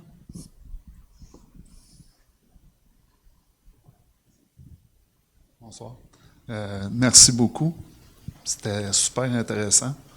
Puis là, ça brasse pas mal. Fait que je suis ici sur la demande de mon psychologue d'aller à l'extérieur de ma famille puis de gens que je connais pour parler. Puis en effet, ça brasse des choses à entendre tout ça. J'ai perdu mon père le 19 septembre. Mais c'est tout ce qui s'est passé avant. Puis j'ai de la difficulté à sortir de tout ça, de sortir mes émotions. Puis d'habitude, je suis pas quelqu'un qui est gêné de ça. Je suis quelqu'un d'ouvert. Parler de la mort, on le fait. C'est parce qu'il est arrivé tellement de choses en un court laps de temps. Je pense même à un film, les gens ne créeraient pas. Moi, j'ai été en attente de me faire opérer à cœur ouvert. Mon fils, 2 jours après, j'ai su qu'il se fera opérer pour la 3e fois à cœur ouvert. Finalement, ça a bien été pour nous, mais pendant que j'étais à l'hôpital, mon père il est rentré pour le cœur bloqué puis tout. Puis là, j'avais peur que en me faisant opérer, mais qu'il soit mort, mais que je me réveille. Ma femme a fait un genre d'AVC. Ma fille est paramédic, fait que j'ai réveillé ma fille, mais elle a fait comme un ICT, je pense qu'il appelle là. C'est comme un AVC. Puis c'est ça, là. Après, ma femme s'est ramassée avec ça. Vous parliez de gens en difficulté aussi, là, pour laver les gens, là. Mais après une opération qui a ouvert, là, j'ai pleuré, je pense, 3 jours consécutifs. C'est ma femme qui me lavait. J'étais même pas capable de me laver moi-même. Puis, c'est ça, là, en ayant toutes ces choses-là qui sont arrivées en même temps, on a eu une belle cérémonie pour mon père. Il y a eu plein de monde qui sont venus. Ça a été bien fait, super fait. On l'a fait en famille, d'ailleurs. On s'est réunis chez moi parce que je pouvais pas me déplacer. Puis je trouvais ça difficile parce que je pouvais pas être là pour ma mère, pour mes sœurs, pour les aider. On fait tout le temps ensemble. Fait que ils ont été gentils. Ils sont venus souvent chez moi pour me voir. Puis quand je pouvais, je me déplaçais, mais je me suis tapé sur la tête longtemps. Ben, j'étais pas là pour les aider. J'étais pas là pour... Puis pourtant, eux autres, ils me rassuraient, ils me disaient, c'est pas grave, mais je sais pas, j'avais l'impression de manquer quelque chose, d'être là pour ma mère plus. Puis quand on parle justement de la mort, on essayait de parler de ça parce que nous, on le savait quand mon père est rentré qu'il s'en sortirait pas, là, il sortirait pas de là. Parce qu'il avait le cœur tout bloqué. Il y avait les reins à 27%, un orteil à faire amputer. Fait qu'il y avait rien à faire, mais au resto, à un moment donné, mes sœurs, ils n'arrêtaient pas de poser des questions. Là, il faut que tu fasses ça, il faut que tu fasses ça. Ma mère, elle, je suis qui, moi, pour dire à ma mère, il va mourir pas. Tu sais, eux autres, ils croyaient encore. Fait que moi, je me voyais pas dire à ma mère, il va mourir. Fait que j'essayais de tempérer mes sœurs. Mes sœurs, je parlais avec eux après pour leur dire, tu sais, ça fait 52 ans qu'elle est avec Pa, là. Pour elle, c'est impossible. Puis lui, ben, il était dur sur son corps. D'ailleurs, la preuve, là, il a attendu trop longtemps. Fait que j'ai dit, il faut, laisse-la penser ça. D'ailleurs, elle m'en a parlé. Quand ça en voulait, elle, de l'avoir, mais non, ça va bien aller, ça va bien aller. Puis une journée, il a fait appeler ma mère à 5 heures le matin pour lui dire « Je veux voir ma femme ». Puis il a demandé ce matin-là de la laisser aller parce qu'il était plus capable, il avait trop mal. Puis moi, j'ai eu la chance, quand même, ma soeur m'a fait un FaceTime avec mon père, qui m'a dit 3 fois qu'il m'aimait. Il ne me l'avait jamais dit à haute voix. Je savais qu'il m'aimait, mon père, mais c'était de la vieille école. Puis j'ai réussi à avoir mon congé pour aller le voir. Puis on était tous là, les enfants, les petits-enfants. Mais quand je suis arrivé, il était sur les médicaments, fait qu'il dormait. Là. Puis j'ai resté là peut-être 40 minutes. Là, j'étais plus capable là, parce que ça faisait juste 4 jours que j'étais opéré. Fait que c'est arrivé en 2023. Merci de votre écoute. Bien, merci de votre partage. Puis désolé pour les pertes que vous avez eues. Puis vous avez partagé beaucoup de choses, fait que c'est difficile pour moi de réagir, mais ce que j'ai juste le goût de vous dire, c'est de continuer à vous trouver des endroits pour pouvoir partager votre chagrin puis ce que vous avez vécu, parce que c'est votre psychologue qui va suggérer de venir ici. Je trouve que c'est un excellent conseil parce que je me rends compte, comme je disais tantôt, que les gens qui ont vécu des situations difficiles comme vous, ce que vous avez besoin, c'est d'être entendu. Fait qu'il y a des ressources en Joanne qu'on va pouvoir proposer Oui, à puis on monsieur. l'a entendu ensemble. Et on est ensemble pour avoir écouté votre témoignage qui est touchant. Et vous savez, vous avez été pris dans un sentiment d'impuissance incroyable à cause de plusieurs pertes consécutives. Alors, faut être fait fort, comme on dit, pour tolérer en si peu de temps beaucoup d'épreuves. Il y a des choses précieuses que vous nous dites là-dedans, comme que son épouse, votre maman, ne pouvait pas penser qu'elle allait le perdre. Hein? C'est quelque chose d'infiniment difficile à intégrer pour certaines personnes et ça va prendre le temps que ça prend pour elle. Après, elle va l'intégrer après coup, mais quand même, c'est toute une épreuve perdre un être cher. Hein? C'est toute une épreuve. Et ça dépend de tant de choses, de nos attachements, de nos craintes personnelles, de l'insécurité qu'on sent qu'on va vivre. Il y a tellement d'éléments. Mais ce qui est impressionnant, c'est que on voit, puis peut-être vous le constatez, que notre famille passe au travers ça, à leur façon, tout le monde, mais aussi, ils ont vécu de la peine que vous étiez malade vous aussi, puis que vous ne pouviez pas vous occuper à votre tour.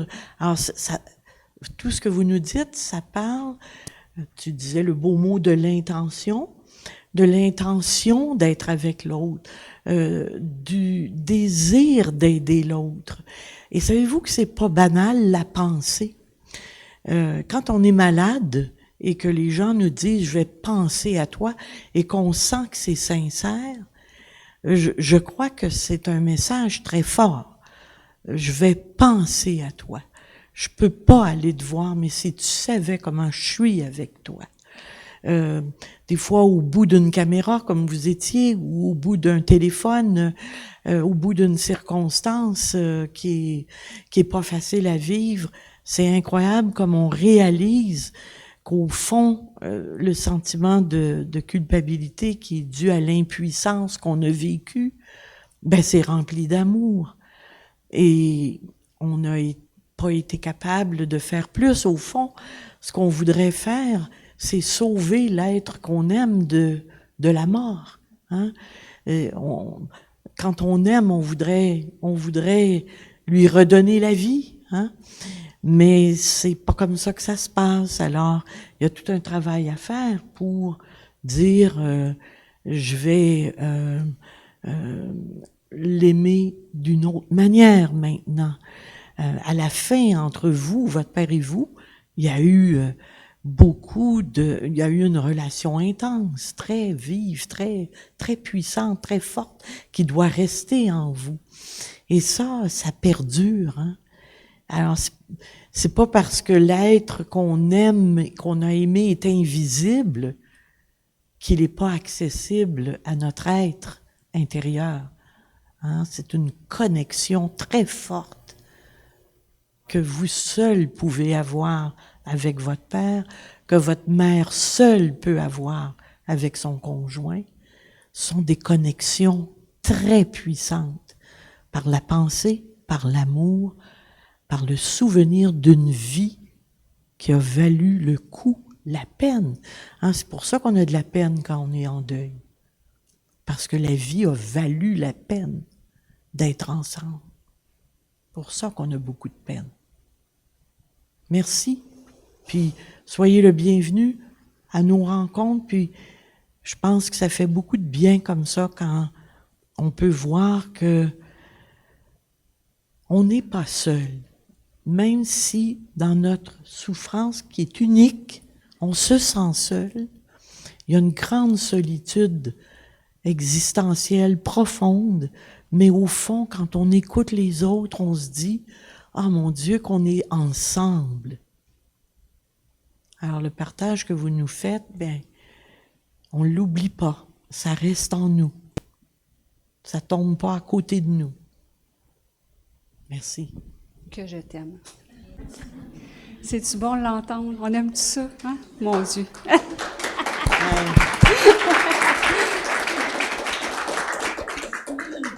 Moi, j'aurais un balado avec ta voix à côté de moi, là. Ah, on veut tout ça. Oui, l'heure du compte avec Joanne. Oui. Alain a un nouveau projet balado avec la voix de Joanne. On va regarder ça.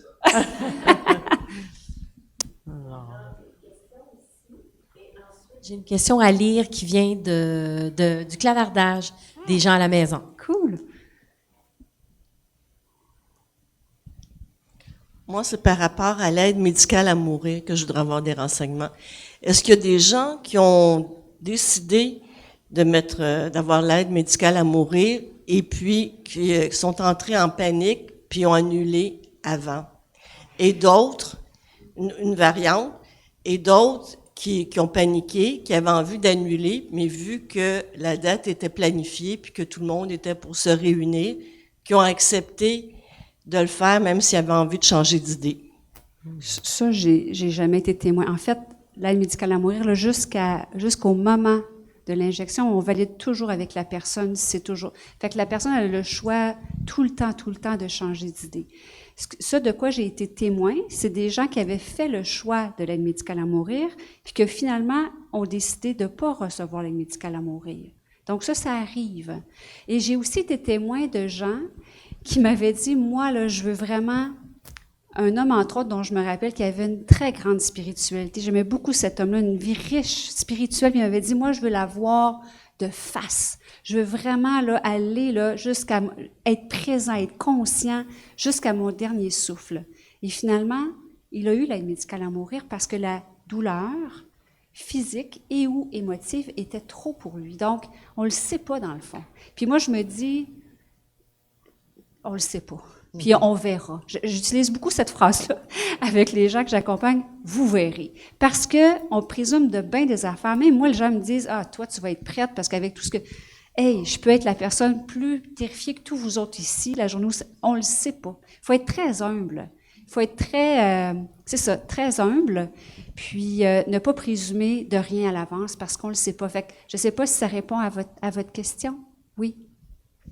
Oui, Merci. on a la question là-bas. Oui, alors on demande comment accompagner une personne pour qui c'est plus difficile de partir, comme tu le soulignais, Marie-Josée, par quel geste, quelle parole?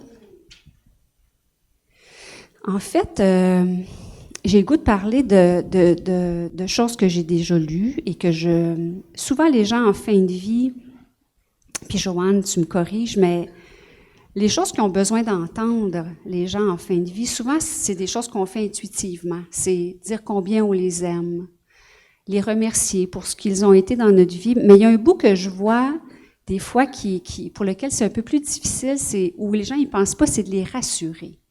Les gens ont besoin d'être rassurés, ils sont inquiets. Hey, j'ai une dame en ce moment, là, elle a 90 ans passés, elle est inquiète pour son fils qui en a 60 et quelques, elle est inquiète pour lui. Elle est encore inquiète, on est inquiet. Il y a des gens qui sont... Fait qu'ils ont besoin d'être rassurés. Puis j'accompagne son fils. Puis là, j'ai dit, là, votre travail à ce moment-ci, là, c'est de rassurer votre maman. C'est de lui dire, hey, maman, j'ai des ressources autour de moi. C'est vrai que je vais avoir de la peine. C'est vrai que ça va être tough quand tu seras plus là. Mais je te rassure, je suis allée déjà me chercher. Donc, il était venu à une conférence sur le deuil, entre autres, à l'avance. Fait qu'il était déjà en train de prendre soin de lui pour accueillir ce moment-là, la journée où sa maman partira. Fait que sa maman, là, ça lui a fait un grand bien parce qu'elle était donc inquiète pour son garçon de 70 ans, je pense. Donc, les rassurer. Puis l'autre chose aussi qui est, je trouve, importante, c'est leur donner la liberté de choisir de partir quand eux vont être prêts. C'est important ça, puis je fais un lien un peu avec le dernier souffle, parce que je vois aussi beaucoup de tristesse chez les gens qui n'ont pas pu être présents pour le dernier souffle. Entre autres, une dame, écoute, elle était 24, elle couchait là, elle était là pendant 6 semaines consécutives. 6 semaines. Coucher là, tout prendre ses repas là, tout le temps. Elle est sortie un petit moment. Puis il est parti durant ce petit moment. Écoute, elle a vécu tellement de culpabilité parce qu'elle, dans le fond, pour elle, ce petit moment-là, ça prenait toute la place. Elle avait complètement évacué les 6 semaines intensives où est-ce qu'elle était présente et toutes les années où est-ce qu'elle était présente dans la vie de cet homme-là. Donc, pour moi, puis il y a tellement de mystères par rapport à la vie, fait que c'est sûr que je prends soin quand j'accompagne les gens de dire, bien, peut-être que c'est votre souhait, votre désir d'être là pour ce dernier souffle-là, mais je pense que c'est important aussi d'être conscient qu'il est possible que ça arrive à un autre moment. Donc, de laisser, puis on aime ça se dire en soins palliatifs que des fois, bien, il y en a qui ont peut-être besoin d'être tout seuls pour partir, peut-être. On ne le sait pas, hein? On ne sait pas, on ne sait rien. Mais peut-être que pour certains, des fois, c'est peut-être plus facile de partir quand la personne, alors que si elle est là, mon Dieu, moi je me dis, hey, c'est quand même dur de laisser les gens qu'on aime. Puis, fait que c'est ça, c'est ce que j'aurais le goût de, je sais pas si tu as le goût de rajouter quelque chose. C'est comme ça, c'est vraiment d'être capable de, encore une fois, consentir à l'idée qu'on pourrait ne pas être là. Et c'est dur parce que c'est le souhait. Mais combien de gens n'ont pas été là au décès d'un proche, encore une fois, en dehors des soins palliatifs aussi. Combien de mamans m'ont dit, j'aurais voulu être là quand mon fils est décédé dans un grave accident, puis j'ai pas pu lui dire au revoir. Ça aussi, hein, ça fait mal de pas avoir pu être à côté d'un être qu'on adore, surtout quand c'est un enfant, et lui dire je suis là dans tes derniers moments pour que ce soit moins difficile. Alors ça se peut que des gens vont nous quitter quand on n'y sera pas, quand on sera pas près d'eux, mais c'est important de les aimer très fort. Je reviens à ça, dans cet espace invisible où est-ce qu'on leur dit ce qu'on aurait aimé leur dire. Où est-ce qu'on leur parle? Moi, je crois que on a envie de parler à nos défunts. Moi, ma sœur, elle a perdu son mari, ça fait 1 an et demi. Puis, elle vit dans un pays chaud. Alors, à tous les matins, elle va sur le balcon et elle parle à la mer, l'océan. Et elle s'adresse à lui en parlant à l'océan, à tous les matins. Elle lui dit quelques mots. Je pense à toi, je t'oublie pas. J'ai beaucoup pleuré la semaine dernière. Je m'ennuie. Pourquoi est-ce que t'es pas là? Elle lui dit tout ce qu'elle a envie de dire. Puis elle finit toujours par « Oublie pas combien je t'aime et combien je pense à toi à tous les jours ». Alors, on peut dire c'est futile, la personne ne l'entend pas, à quoi ça sert? Mais ça sert à beaucoup de choses. Ça sert vraiment à nous exprimer aux défunts et on sait bien qu'il y aura peut-être pas une réponse bien sûr concrète, mais il peut y avoir une réponse dans notre cœur où ça nous a fait du bien de dire quelque chose à l'être qu'on aime, l'être qu'on a aimé, l'être qu'on est capable de se représenter maintes et maintes fois dans notre tête, dans notre cœur, on lui parle. Alors, c'est pas facile d'être là ou de ne pas être là.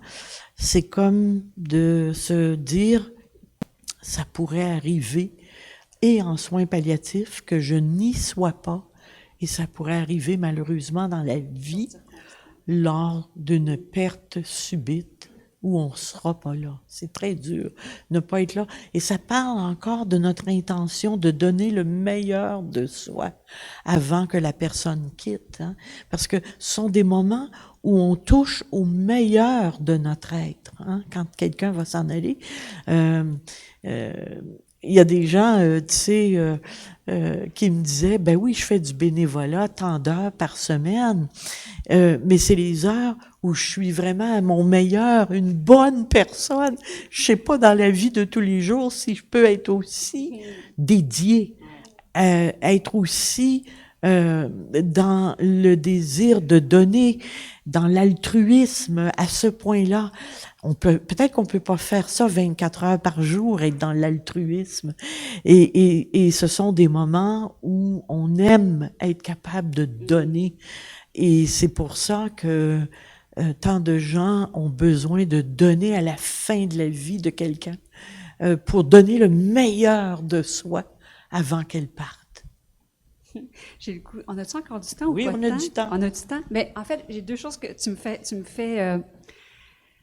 J'ai le goût de raconter une anecdote parce que mon mari est là, fait que je vais permettre de le raconter. Il y a une femme que j'accompagnais qui avait une exigence dans tous les petits détails. Il fallait que la couverte sous les pieds soit pliée à droite avant gauche. Il fallait que le pichet d'eau soit un peu là. Puis là, si je me... Non, c'est plus là. Et j'étais d'une patience incroyable. Moi, là, tout ce qu'elle me disait, là, je le faisais, puis j'étais là dans ma bonté, ça allait super bien. Quelques jours plus tard, on est en auto, on s'en va quelque part, puis je trouve qu'il ne conduit pas assez vite, on s'en va chercher quelqu'un. Et là, je sens l'impatience monter en moi.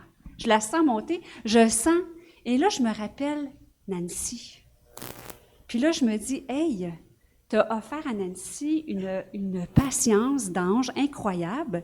Pourquoi tu ne peux pas offrir ça à Daniel aussi, qui est ton conjoint depuis plus de 40 ans?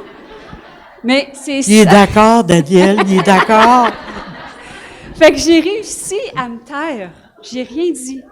J'ai laissé. Fait que c'est ça. C'est ça que c'est pour ça que j'aime tellement ces humains-là. Ils m'apprennent tellement. Donc, je réussis pas toujours. Mais cette fois-ci, j'ai réussi à pas laisser l'impatience. Tu dis non. J'ai réussi à. Fait que oui, j'aime ça ce que tu dis. Puis l'autre chose que je voulais rajouter par rapport à la question à la maison. Qu'est-ce qu'on peut faire? Il y a une chose que j'observe souvent, c'est que chez les personnes en fin de vie, évidemment, ils vivent lentement, doucement un détachement. Ils se détachent lentement de leurs biens, ils se détachent lentement de plein de choses, puis il y a comme une espèce de, puis tu pourras confirmer, Joanne, mais un repli sur eux. Puis il y a comme un détachement aussi, en fait, par rapport à leurs proches aussi. Puis des fois, pour les proches, c'est difficile. J'avais une femme, là, justement, mon Dieu, ma mère, il me semble que je sens qu'elle veut plus me voir, je sens qu'on... Mais il y a comme... Pour moi, c'est ça la préparation vers la fin de vie. Puis il faut pas prendre ça personnel. Il faut juste comme être conscient que cette personne-là, elle est consciente qu'elle s'en va, puis elle se prépare. Puis notre rôle, là, c'est de l'aimer. Puis c'est d'accueillir ça, le cœur grand ouvert. On le sait, tu le dis, tu le sais avec ton père t'aimait. Là, on le sait que les gens... Fait que c'est d'être vraiment... C'est là qu'il faut ouvrir notre cœur très, très grand parce qu'il faut vraiment aller là où est-ce qu'eux, ils veulent aller, de la façon dont ils veulent aller. Fait que des fois, ça ne se déroule pas nécessairement comme nous, on le souhaiterait. Mais c'est ça notre rôle. Notre plus grand rôle, en tout cas, c'est d'aimer. Fait que c'est ça que j'aurais le goût de dire à la personne à la maison. Aimer.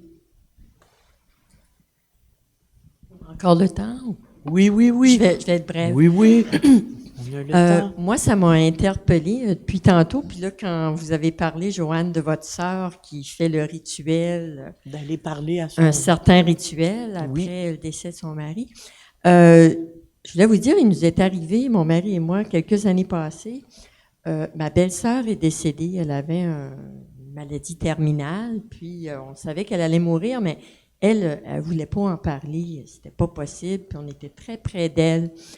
Et si bien qu'elle s'est retrouvée aux soins intensifs un soir, son mari l'amène, puis là, elle allait mourir, là. Mais elle voulait pas dire à personne, mais son mari, là, était inconsciente. Il nous téléphone parce que c'était la seule sœur de mon mari qui restait, puis bon, il savait qu'on était proches. Fait qu'on arrive à l'hôpital, elle est branchée, puis on sait qu'elle n'a pas pour long, elle peut plus nous parler, donc on est désemparés. Il y a 2 de ses enfants qui sont là, 2 des 3. Fait qu'on l'accompagne, on a resté là quelques heures et elle est décédée devant nous. Mais là, on apprend par son mari et les enfants qu'il y aura, entre guillemets, rien après. Fait que nous, on est comme choqués, en quelque part. Moi, je crois beaucoup dans les rituels pour nous aider, ceux qui survivent.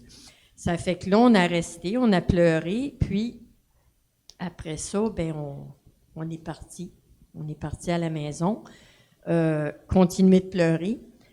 Le lendemain, je dis à mon mari, je dis, écoute, on peut pas rien faire, on a trop de peine. Et je lui ai proposé, on n'est pas nécessairement pratiquant, j'ai dit, on pourrait aller à l'oratoire Saint-Joseph, à une messe, puis faire notre rituel. Penser à Christiane, qu'elle est dans nos pensées, puis nous accompagner pour la suite. Il était d'accord, c'est ce qu'on a fait. Tous les deux, parce qu'on savait qu'avec la famille, on ne pouvait pas, les enfants, ils avaient fermé le livre. Donc, on s'est dit, c'est pas avec eux qu'on va le faire, on va le faire pour nous. Et on a fait ça et ça nous a fait un grand bien. Mm-hmm. On a senti qu'elle était avec nous, on a assisté à cette messe-là dans ce lieu qui est magnifique, l'oratoire. Oui. Voilà, je voulais vous partager ça parce que je crois beaucoup dans les rituels pour après, mais on devait respecter qu'il y a des personnes qui ne croient pas dans ça. Oui. Mais je trouve que pour le deuil, les rituels sont extrêmement importants. Et vous avez pensé à en créer un. C'est ce que je voulais dire. Dans le fond, votre intuition est merveilleuse. Parce que c'est ça, dans le fond, les humains, on a besoin de rituels. Ça fait partie de notre histoire. Fait que dans le fond, c'est votre intuition qui vous a guidé, dans le fond, à créer un rituel. Puis je le vois des fois dans des familles, il arrive des fois que les besoins sont pas les mêmes.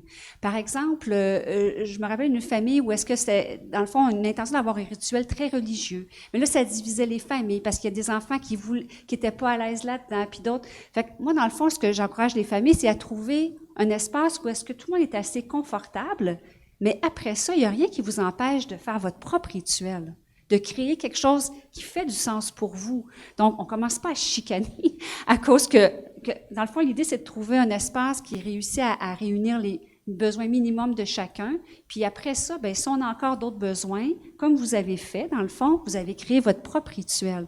Et ça, bien, on est libre. Je trouve ça merveilleux. Tu sais, dans le fond, à quelque part, on est un peu désemparés maintenant, vu qu'on n'a plus notre carcan religieux pour nous guider, mais en quelque part, c'est aussi, je trouve, une chance incroyable de pouvoir créer des rituels qui nous ressemblent, qui nous rassemblent, qui nous font du bien. Fait que je trouve ça fantastique en quelque part, mais c'est ça. Faut encore, je reviens au mot ralentir. Pour pouvoir faire ça, il faut ralentir. Oui, on a une question encore. Marie-Josée m'a suggéré, j'ai dit, j'aurais le goût d'écrire une carte de fête à l'anniversaire de mon mari qui est décédé il y a 2 ans. Alors, 6 mois après le décès, j'ai son anniversaire, j'ai envoyé, j'ai écrit la carte, je l'ai mise à la poste. Et quand le courrier est arrivé, je me souvenais plus. Là, j'ai été étonnée de dire, hey, au nom d'un tel, quelqu'un lui écrit, voyons, je ne sais pas qui est décédé. Puis là, je reconnais mon écriture sur l'enveloppe. Je lis la carte, c'était tellement beau ce que j'ai écrit.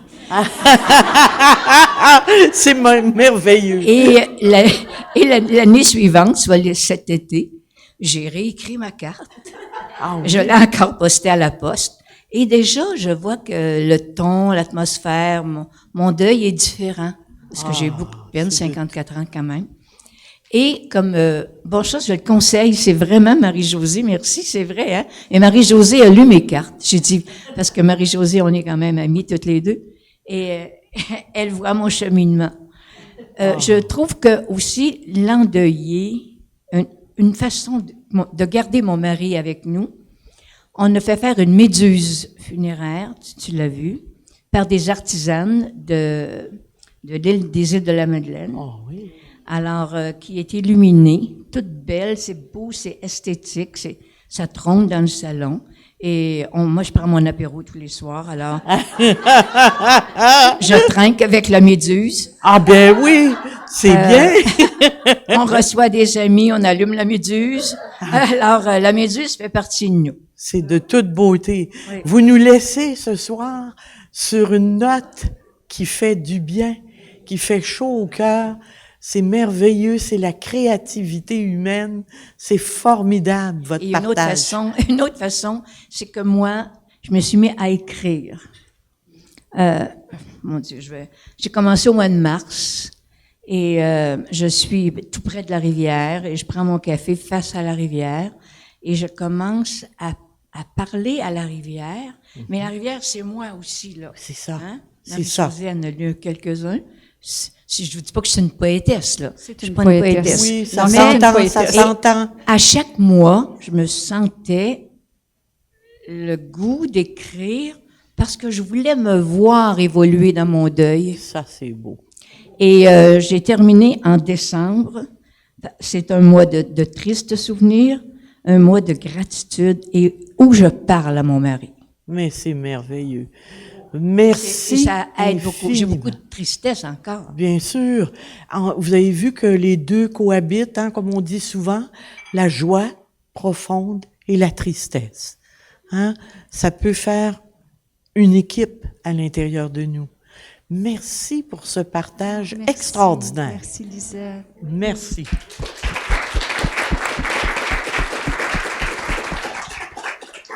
Alors, il me reste à dire aussi un grand merci à Marie-Josée. Je trouve, Marie-Josée, tu as parlé, est-ce que j'ai rêvé ou tu as dit que tu fais du surf? La planche à voile. La planche à voile. Excusez mon français. De la planche à voile. La planche à voile. De la planche à voile. Ben, t'es lumineuse comme sur un océan qui fait, je te vois faire cette planche à voile. Merci. C'est rafraîchissant, ça nous met en vacances. En plus d'avoir des propos profonds, mais tu as cette lumière aussi qui t'accompagne. Et puis, ça fait beaucoup de bien de t'avoir écouté dans l'expérience que tu vis comme bénévole aux soins. Tu nous as apporté des exemples, des images, des sons, des rappels, les sens. Tout ce que tu nous as dit, ça va faire son chemin à l'intérieur de nous. Je te remercie infiniment d'avoir accepté notre invitation. Merci de m'avoir invité. Ah, et Merci puis, d'être venu. merci à vous d'avoir partagé avec nous.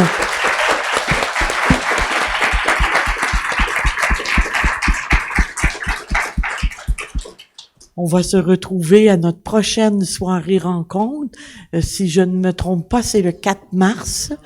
Et nous aurons un très bel invité aussi qui va essayer de nous parler comme psychologue de qu'est-ce que c'est que la spiritualité dans l'oreille, dans le cœur d'un psychologue. Comment il vit ça auprès des grands malades, dans ses rencontres auprès des grands malades. Alors, ça va être intéressant, très intéressant aussi. À chaque fois, on a des invités qui nous font faire du chemin. On est sur un grand chemin ensemble. Et puis, je vous remercie d'avance de revenir. Si vous êtes capable, ça nous fait chaud au cœur, votre présence. Et je pourrais jamais quitter sans remercier nos techniciens qui nous ont beaucoup aidés.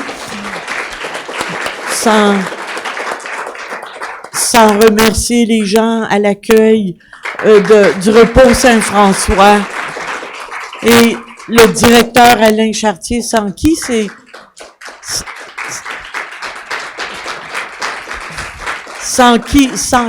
soirées n'existeraient pas. Et c'est formidable de voir combien ils tiennent les familles en deuil à cœur. Là-bas. Alors, merci infiniment de votre écoute et de vos partages et revenez-nous bientôt.